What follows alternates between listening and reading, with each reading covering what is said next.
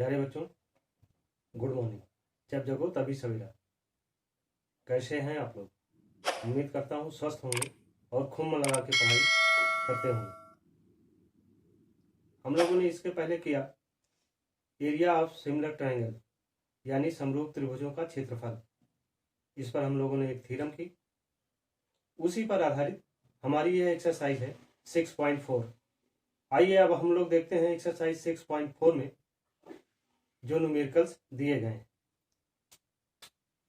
Question number 1 में दिया जा रहा है, let triangle ABC similar to triangle DEF and their areas be respectively 64 centimeter square and 121 centimeter square. If EF is equal to 15.4 centimeter, find BC. मान लीजिए त्रिभुज ABC त्रिभुज DEF के समरूप है और इनके क्षेत्रफल क्रमशः 64 सेंटीमीटर स्क्वायर और 121 सेंटीमीटर स्क्वायर है। यदि EF इक्वल टू 15.4 सेंटीमीटर दिया जा रहा है तो BC ज्ञात कीजिए। हमें क्या ज्ञात करना है? BC, ठीक ना। क्योंकि हम जानते हैं कि BC का करस्पॉन्डिंग साइड क्या है? EF है, और EF तो दिया जा रहा है लेकिन BC नहीं दिया जा रहा है।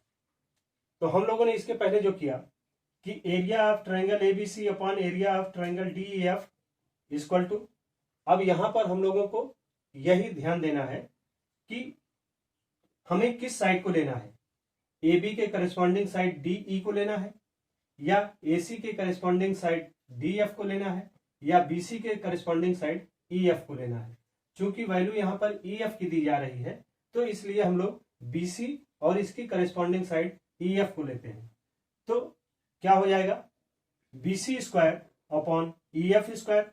ये हम जानते हैं कि BC square upon EF square की value area of triangle ABC और एरिया ऑफ ट्रायंगल EF के समानुपाती होती है। तो अब हम लोग यहां पर वैल्यू इसकी पुट कर देंगे। एरिया ऑफ ट्रायंगल ABC क्या दिया जा रहा है? 64, और एरिया ऑफ DEF क्या दिया जा रहा है? 121। BC की वैल्यू हमें निकालनी है और EF की वैल्यू दी जा रही है 15.4। अब देखिए इसमें एरिया दी जा रही है 64 सेंटीमीटर स्क्वायर, यानी यह वैल्यू 64 जो है इसका हम लोग रूट निकालेंगे तो क्या आ जाएगा? 8 8 जा 64। वैसे 121 का निकालेंगे तो 11 11 जा 121, और ये BC स्क्वायर जो था वो BC हो जाएगा, और 15.4 का होल स्क्वायर जो था वो 15.4 हो जाएगा। अब इस तरीके से हम लोग BC निकाल सकते हैं। BC इक्वल टू क्या हो जाएगा?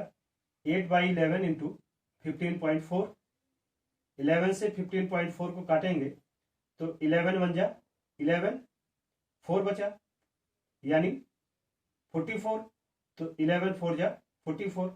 तो ये हुआ 8 इंटू 1.4। इसको मल्टीप्लाई करा दो।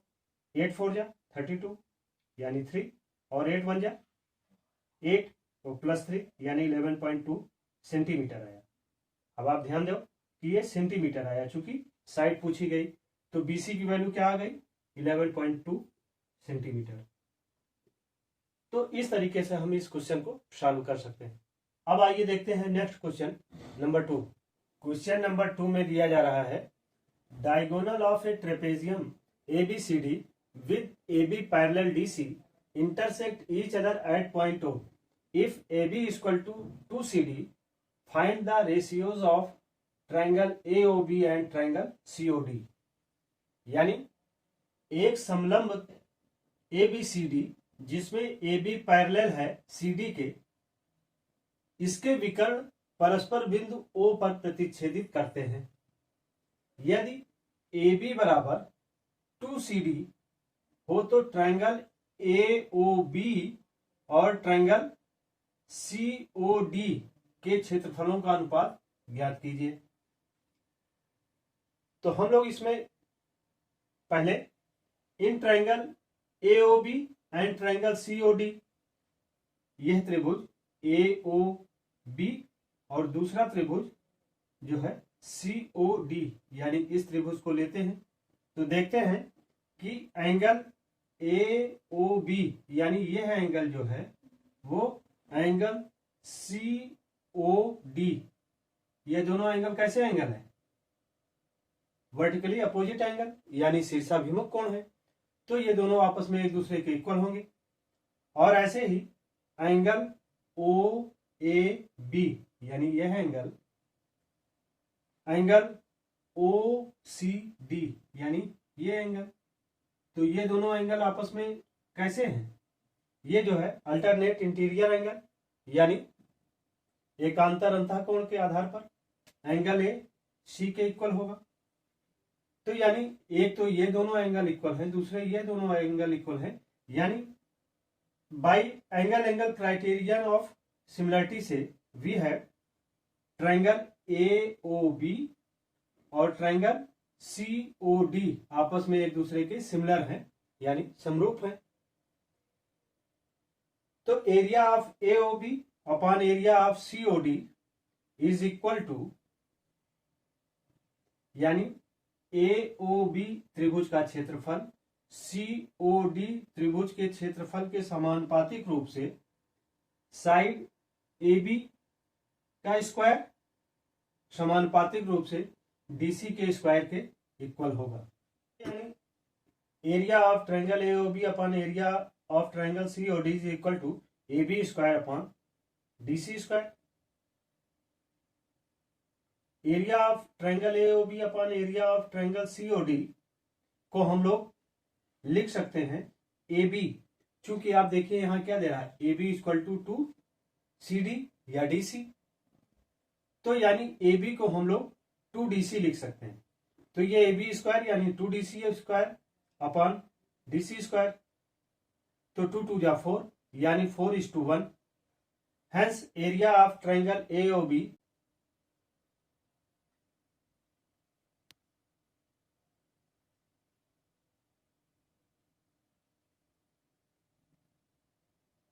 Ratios of area of triangle C O D is equal to 4:1। तो यानी ए ओ बी ट्रायंगल और सी ओ ट्रायंगल के क्षेत्रफलों यानी एरियाज का जो रेशियोज है वो क्या है, 4:1 है। यही इसका आंसर भी हो जाएगा। ठीक, अब आइए इसके बाद देखते हैं क्वेश्चन नंबर 3। क्वेश्चन नंबर 3 में दिया जा रहा है, in figure triangle ABC and triangle DBC are two triangles on the same base BC. If AD intersect BC at point O, so that area of triangle ABC upon area of triangle DBC is equal to AO upon DO। यानी यदि एक ही आधार पर दो त्रिभुज ABC और त्रिभुज DCB बने हुए हैं, यदि AD BC को O बिंदु पर प्रतिच्छेद करे तो दर्शाइए कि क्षेत्रफल त्रिभुज ABC का बटे क्षेत्रफल त्रिभुज DBC का समानुपातिक रूप से बराबर होगा AO बाई DO के। यानी एक ही आधार क्या है, BC है, और इस BC पर एक त्रिभुज बना है ABC यानी ये वाला त्रिभुज, और दूसरा त्रिभुज बना है DCB यानी ये त्रिभुज। तो दोनों त्रिभुजों का आधार क्या है, BC है। यदि AD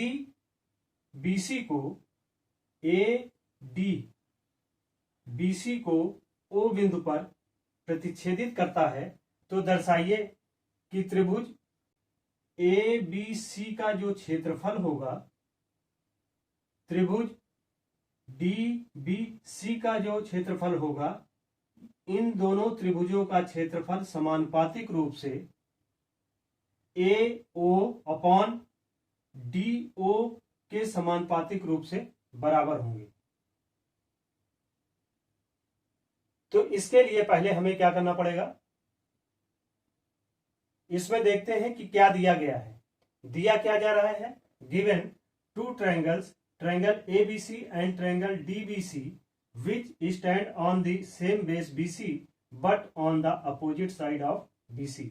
यानी एक ही आधार BC पर एक त्रिभुज ABC और दूसरा त्रिभुज DBC, यह एक ही आधार BC पर तो हैं लेकिन दोनों विपरीत दिशाओं में हैं।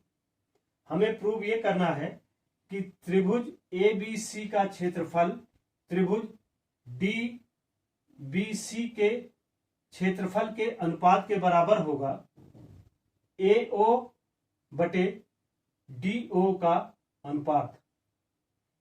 तो इसके लिए हमें एक कंस्ट्रक्शन करना पड़ेगा।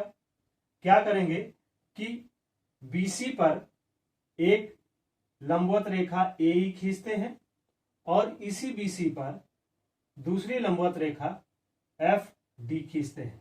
Proof in triangle AOE, AO और E, यानी इस त्रिभुज में और त्रिभुज DOF, DO और F इस त्रिभुज में देखते हैं तो एंगल AEO, यह एंगल कैसा होगा?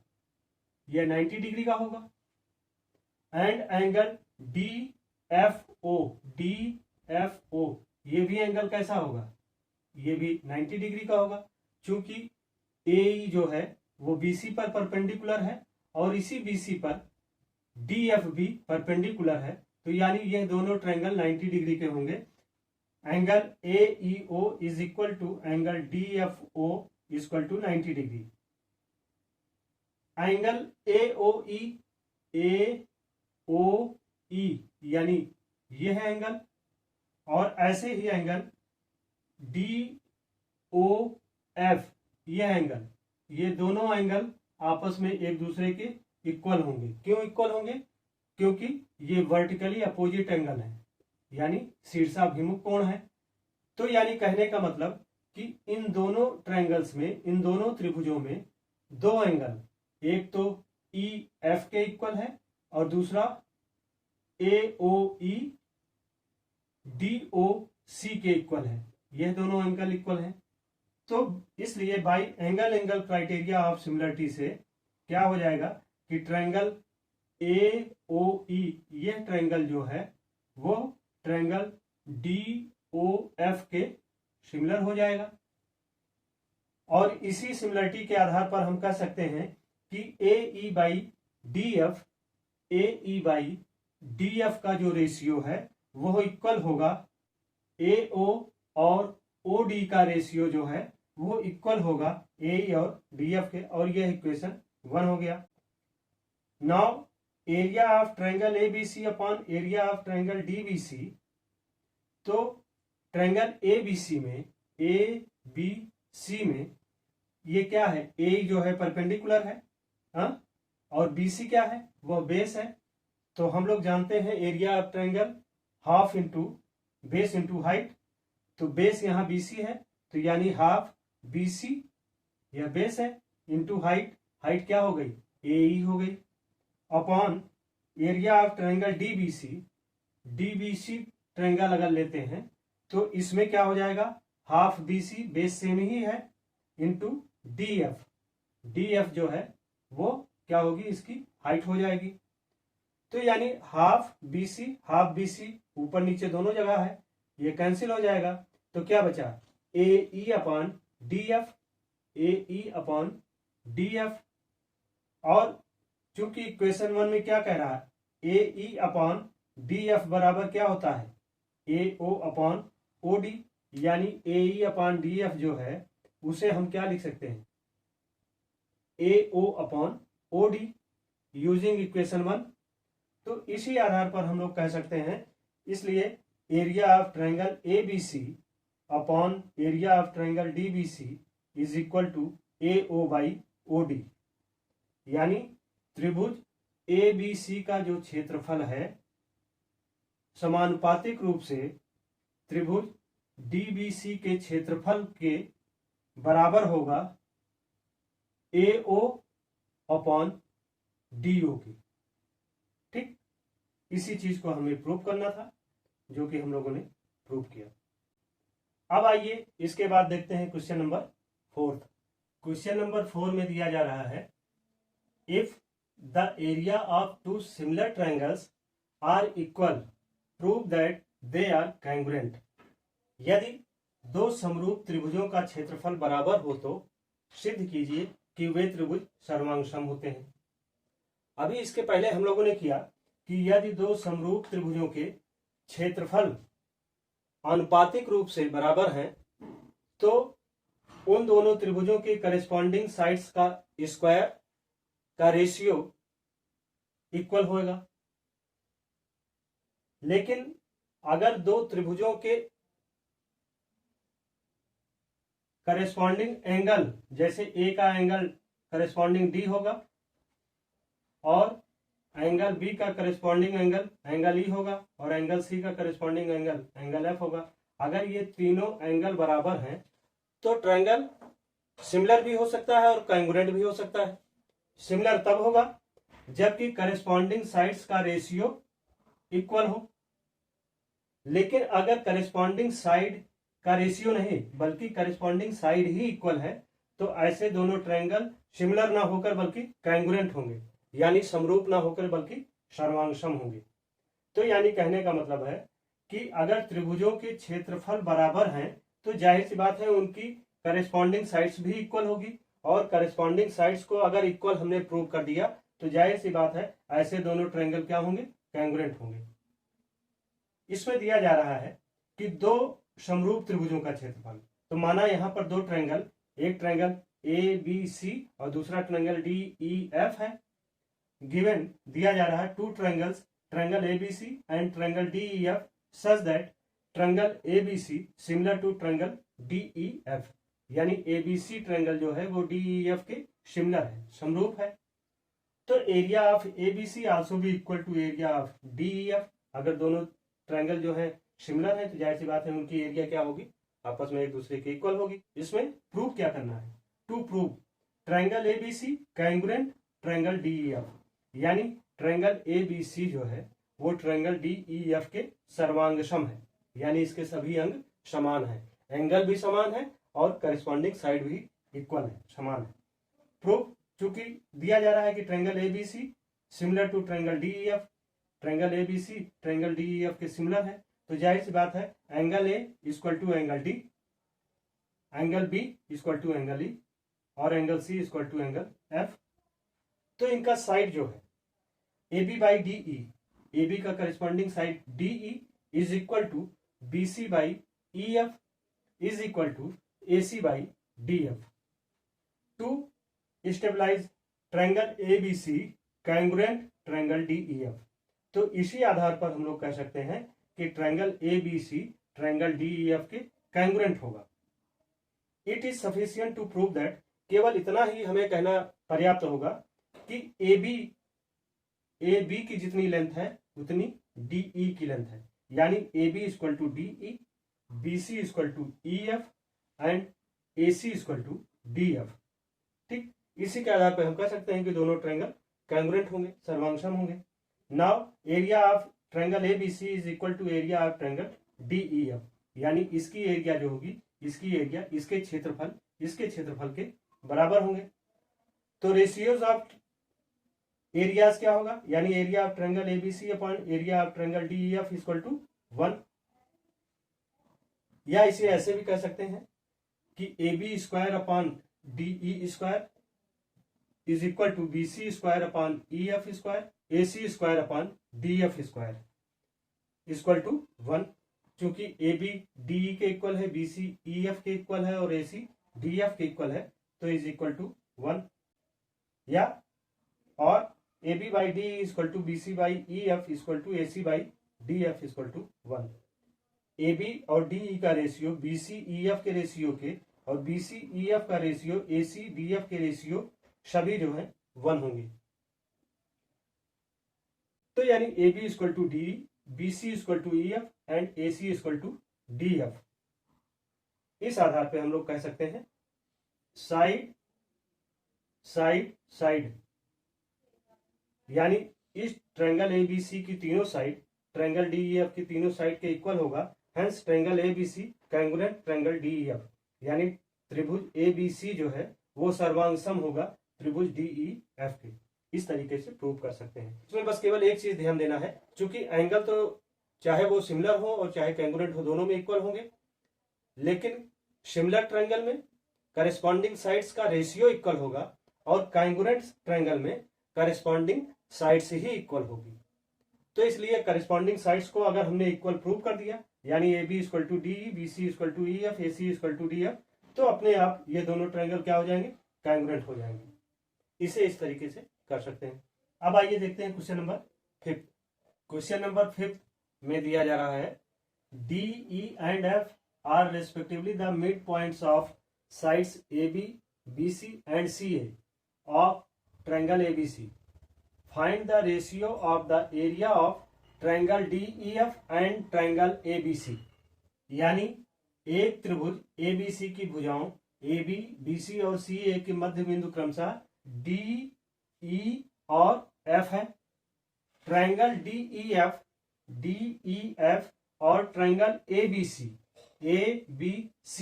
के क्षेत्रफलों का अनुपात ज्ञात कीजिए। Since D and E are respectively the midpoint of the sides AB and AC of triangle ABC। यानी कि AB का मध्य बिंदु क्या है, पॉइंट D है, और AC का मध्य बिंदु जो है वो पॉइंट F है, और यह जो है ट्रायंगल ABC है। तो इस आधार पे हम लोग कह सकते हैं कि DF जो है वो पैरेलल है BC के, और DF वो E और C के पैरेलल है। यानी DF अगर BC के पैरेलल है तो DF BE के पैरेलल होगा और DF EC के पैरेलल होगा। तो DF पैरेलल BC ये इक्वेशन 1 हो गया, और DF पैरेलल EC यह इक्वेशन 2 हो गया। From equation 1 and equation 2 we can say that DECF is a parallelogram। DECF ये क्या है, एक पैरेललोग्राम है। और इसी तरीके से ADEF ये भी एक पैरेललोग्राम होगा। देख रहे हैं, यानी समचतुर्भुज जिसको बोलते हैं। तो एक तो ये पैरेललोग्राम है और दूसरा यह एक पैरेललोग्राम है। Now in triangle DEF and ABC में देखते हैं तो एंगल DEF यानी एंगल E जो है वो किसके इक्वल होगा, वो एंगल A के इक्वल होगा। क्यों इक्वल होगा, क्योंकि opposite angles of parallelogram ADEF यह जो समचतुर्भुज है इसमें A के अपोजिट क्या है, E है, या E के अपोजिट क्या है, A है। तो यह दोनों एंगल्स क्या होंगे, इक्वल होंगे। और ऐसे ही EDF में EDF यानी एंगल D जो होगा, D का अपोजिट क्या है, एंगल C है, वो C के इक्वल होगा। क्योंकि opposite angles of parallelogram DECF एक समचतुर्भुज ये है, तो इनका अपोजिट D का अपोजिट C एक दूसरे के इक्वल होगा, और E एंगल जो है वो A के इक्वल होगा। तो इस आधार पे चूंकि दो एंगल्स आपस में एक दूसरे के इक्वल हैं, इसलिए by angle criteria of similarity से हम कह सकते हैं कि ट्रायंगल DEF जो है वो ट्रायंगल ABC के सिमिलर होगा। Now area of DEF upon area of ABC यानी त्रिभुज DEF और त्रिभुज ABC का अनुपात बराबर होगा DE, एक साइड ये है, इसका स्क्वायर किया जाए, का अनुपात AC का अनुपात किया जाए। यानी area of triangle DEF upon area of triangle ABC is equal to DE square upon AC square. चूंकि DE क्या है, DE AC का आधा है। चूंकि यह मिड पॉइंट है तो AC का आधा क्या होगा, DE होगा। तो इसे हम लोग क्या कर सकते हैं कि AC अगर ले लें, AC के पदों में ले लें, तो इसे हम हाफ कर देंगे। तो यानी DE स्क्वायर इक्वल टू क्या हो जाएगा, हाफ AC स्क्वायर, और नीचे ये AC स्क्वायर है, तो ये AC स्क्वायर और AC स्क्वायर कैंसिल हो जाएगा, 2 2 जा 4, ये आ गया 1/4, क्योंकि DE equal to half AC। इस आधार पे हम लोग कह सकते हैं hence area of triangle DEF ratios area of triangle ABC is equal to 1:4, यानी DEF त्रिभुज जो है इसका क्षेत्रफल त्रिभुज ABC के क्षेत्रफल का अनुपात 1:4 का होगा, और यही हमें निकालना भी था। ट्रायंगल DEF और ट्रायंगल ABC के क्षेत्रफलों का अनुपात हमें निकालना था, तो इसे हम इस तरीके से निकाल सकते हैं। अब आइए देखते हैं क्वेश्चन नंबर 6। क्वेश्चन नंबर 6 में दिया जा रहा है prove that the ratio of the areas of two similar triangles is equal to the square of the ratios of their corresponding median, यानी सिद्ध कीजिए कि दो समरूप त्रिभुजों के क्षेत्रफलों का अनुपात इनकी संगत माध्यिकाओं के अनुपात का वर्ग होता है। इसी तरह इसके पहले जब हम लोग थ्योरम 6.6 कर रहे थे तो उसमें हम लोगों ने देखा था कि दो समरूप त्रिभुजों के क्षेत्रफलों का अनुपात न केवल इनकी संगत भुजाओं के अनुपात का वर्ग होता था, बल्कि माध्यिकाओं के अनुपात का वर्ग होता था, जिसको हम लोगों ने इसके पहले प्रूव किया है। तो उसी चीज को यहां फिर करते हैं। तो चूंकि यहां दो समरूप त्रिभुज दिए जा रहे हैं जिनके क्षेत्रफलों का अनुपात इनकी संगत माध्यिकाओं के अनुपात का वर्ग है, तो इसके लिए पहले हम लोग सपोज मानते हैं कि दो ट्रायंगल, एक तो ABC है और दूसरा PQR है, और यह दोनों triangle given triangle ABC similar to triangle PQR, यानी ट्रायंगल ABC ट्रायंगल PQR के समरूप है। AD and PM are the median of triangle ABC and triangle PQR respectively, यानी ABC ट्रायंगल का मीडियन जो है, माध्यिका जो है वो AD है, और PQR त्रिभुज की माध्यिका जो है वो PM है। तो इसमें हमें प्रूव क्या करना है, प्रूव करना है कि area of triangle ABC upon area of triangle PQR is equal to square of AD upon square of PM। तो इसे प्रूव करने के लिए हमें क्या करना पड़ेगा, क्योंकि इसके पहले हम लोगों ने किया था कि area of triangle ABC upon area of triangle PQR is equal to square of corresponding sides and corresponding sides also be equal to the median of that triangle. तो हमें करना क्या है, स्क्वायर ऑफ करस्पॉन्डिंग साइड्स के equal square of median को prove कर दें। तो इस आधार पर हम प्रूव कर सकते हैं कि area of triangle ABC upon area of triangle PQR equal to AD square upon PM square. Proof में क्या करना है, since triangle ABC similar to triangle PQR, therefore area of triangle ABC upon area of triangle PQR is equal to AB square upon PQ square, यानी corresponding sides का square का ratio जो है वो दोनों ट्रायंगल की एरिया के equal होता है। But side AB upon side PQ is equal to median AD upon median PM, यानी AB जो होगा वो AD के और PQ जो होगा वो PM के इक्वल होगा, जो कि हमारा इक्वेशन 2 है। तो फ्रॉम इक्वेशन 1 और 2 से area area triangle ABC upon area triangle PQR is equal to AD square upon PM square. चूंकि AB अपॉन PQ के इक्वल क्या है, AD अपॉन PM है, तो जाहिर सी बात है कि AB square upon PQ square के इक्वल क्या हो जाएगा, AD square upon PQ square. तो इस तरीके से हम लोग प्रूव कर सकते हैं कि area of triangle ABC upon area of triangle PQR equal to AD square upon PM square, यानी दो समरूप त्रिभुजों के माध्यिकाओं के अनुपात का वर्ग इनके क्षेत्रफलों के अनुपात के बराबर होता है। इस तरीके से इसे प्रूव कर सकते हैं। अब आइए देखते हैं क्वेश्चन नंबर 7। क्वेश्चन नंबर 7 में दिया जा रहा है prove that the area of an equilateral triangle described on one side of a square is equal to half the area of the equilateral triangle described on one of its diagonal। यानी सिद्ध कीजिए कि एक वर्ग की किसी भुजा पर बनाए गए समबाहु त्रिभुज का क्षेत्रफल उसी वर्ग के एक विकर्ण पर बनाए गए समबाहु त्रिभुज के क्षेत्रफल का आधा होता है। तो इस क्वेश्चन को प्रूव करने के पहले हमें दो जानकारी होना बहुत जरूरी है।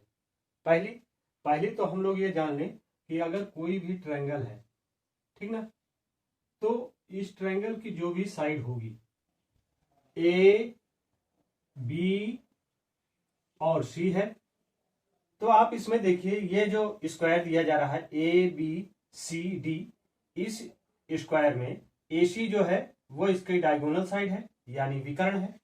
लेकिन ये देखिए ए बी सी यह एक ट्रायंगल भी है जिसको हम लोगों ने यहाँ ए बी सी के रूप में रिप्रेजेंट किया है।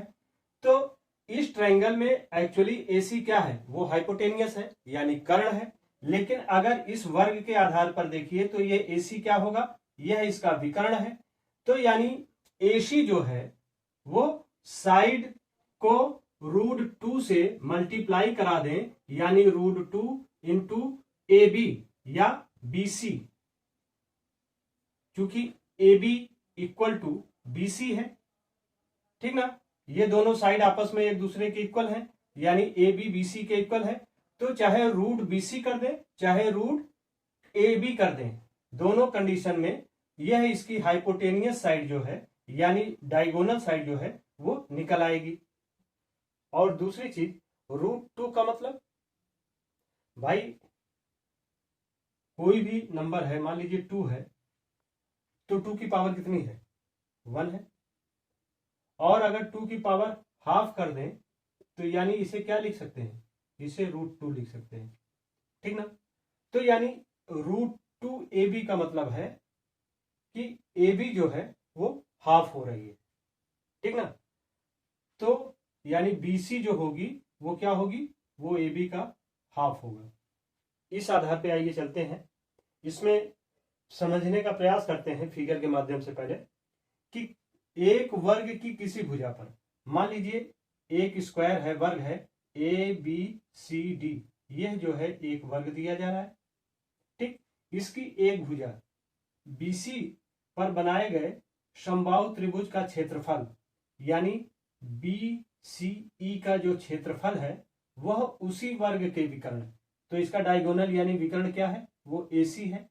और ए सी पर जो समबाहु त्रिभुज यानी इक्विलेटरल ट्रायंगल बन रहा है ए सी एफ, कौन सा बन रहा है, ए सी एफ, यानी एक स्क्वायर है ए बी सी डी जिसकी साइड पर बना हुआ इक्विलेटरल ट्रायंगल बी सी ई है और इस स्क्वायर के डायगोनल्स पर बना इक्विलेटरल ट्रायंगल वो ए सी एफ है।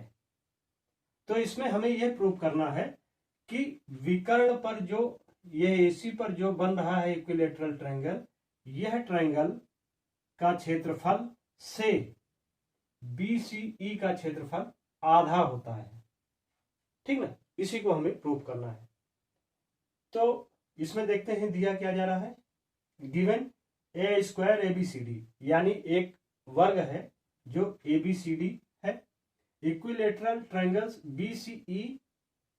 BCE and ACF have been drawn on side BC and the diagonal AC respectively, ठीक ना। तो इसकी साइड BC पर एक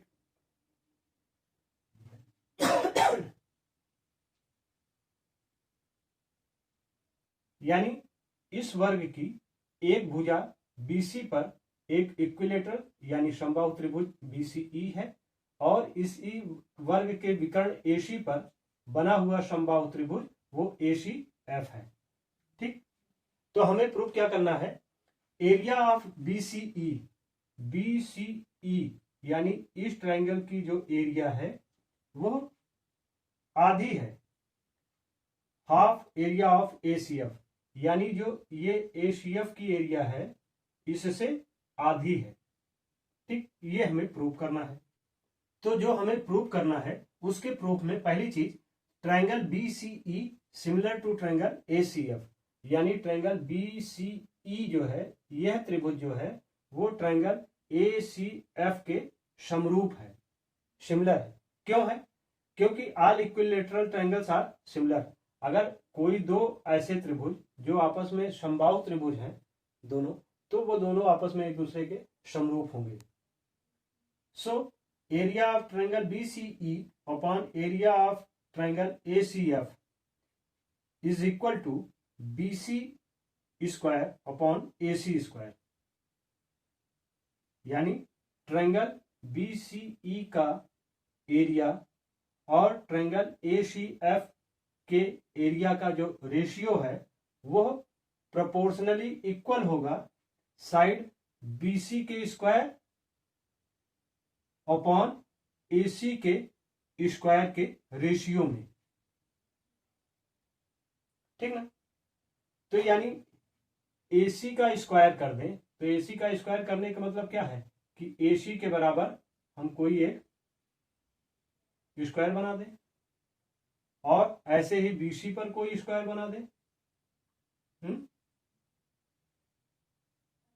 तो BC का स्क्वायर अपॉन AC का स्क्वायर प्रोपोर्शनली, यानी इन दोनों ट्रायंगल्स के एरिया का जो रेशियो है वो रेशियो इक्वल होगा BC के स्क्वायर और AC के स्क्वायर के, ठीक ना। तो चूंकि AC का स्क्वायर जो है, AC क्या है? डायगोनल है। आप अगर एक ट्रायंगल देखिए, ट्रायंगल ABC देख रहे हैं, ये ट्रायंगल जो ABC है, देखिए इसमें AC क्या है? AC इसका डायगोनल है, यानी विकर्ण है। और अगर ये डायगोनल है, विकर्ण है, तो हम जानते हैं चूंकि डायगोनल इक्वल टू √2 साइड, जो हमने पहले भी बताया। तो इस आधार पर क्या हो जाएगा? AC equal to √2 BC, AC equal to √2 BC, जो साइड है उसको √2 से मल्टीप्लाई करा देंगे। तो इस आधार पर AC स्क्वायर को हम लोग लिख सकते हैं √2 BC स्क्वायर। तो ध्यान दीजिए, ये BC square upon √2 BC square है, तो BC स्क्वायर कैंसिल हो जाएगा, √2 है, √2 का स्क्वायर करेंगे तो 2 आएगा। तो यानी area of triangle BCE upon area of triangle ACF equal to 1/2। तो यानी ऐसे दोनों ट्रायंगल्स की एरिया जो है, ठीक ना, वो कितना होगी? प्रोपोर्शनली 1/2 होगी। इस तरीके से यह जो कह रहा है कि समबाहु त्रिभुज का क्षेत्रफल का आधा होता है, वो चीजें हम लोग प्रूव कर सकते हैं। अगर BCE 1 है तो ACF ट्रायंगल की एरिया जो है वो 2 है, यानी ACF की एरिया क्षेत्रफल BCE की क्षेत्रफल से दूना है, ठीक। अब आइए इसके बाद देखते हैं क्वेश्चन नंबर 8। क्वेश्चन नंबर 8 और 9 दोनों ऑब्जेक्टिव क्वेश्चन है। आइए देखते हैं कि इसमें क्या कह रहा है और इसका सोल्यूशन हम लोग कैसे निकालेंगे। Tick the correct answer and justify. Question number 8 में दे रहा है कि ABC and BDE are two equilateral triangle such that D is the midpoint of BC, ratio of areas of triangle ABC and triangle BDE। यानी एक triangle दे रहा है जो कि कैसा है? इक्विलेटरल है, जिसकी तीनों साइड्स आपस में एक दूसरे के बराबर हैं। ये A, ये B और ये C, एक ट्रायंगल ABC ये है, जिसमें क्या है कि D is the mid point of BC। ये पॉइंट D है जो कि BC का मिड पॉइंट है। और ऐसे ही अगर हम AB का मिड पॉइंट लेते हैं, मान लो वो पॉइंट E है। अब हम क्या करते हैं, D से E को अगर मिला देते हैं तो आप देखिए एक नया ट्रायंगल बन गया BDE, ठीक ना। और एक दूसरा ट्रायंगल है ABC। तो बोथ ट्रायंगल आर इक्विलेटरल। और अगर ये दोनों ट्रायंगल आपस में एक दूसरे के इक्विलेटरल यानी समबाहु त्रिभुज हैं, तो ऐसे दोनों ट्रायंगल ABC और ट्रायंगल BDE दोनों क्या होंगे? एक दूसरे के सिमिलर होंगे, एक दूसरे के समरूप होंगे। So area of triangle ABC upon area of triangle BDE is equal to BC square, एक साइड BC का स्क्वायर अपॉन BD स्क्वायर, ठीक ना। तो आप देखिए BC का मिड पॉइंट D है, तो यानी BC को हम क्या कर सकते हैं कि 2BD कर दें, तो हो गया area of triangle ABC upon area of triangle BD equal to 2BD square upon BD square. तो BD स्क्वायर कैंसिल हो जाएगा और 2 2 जा 4,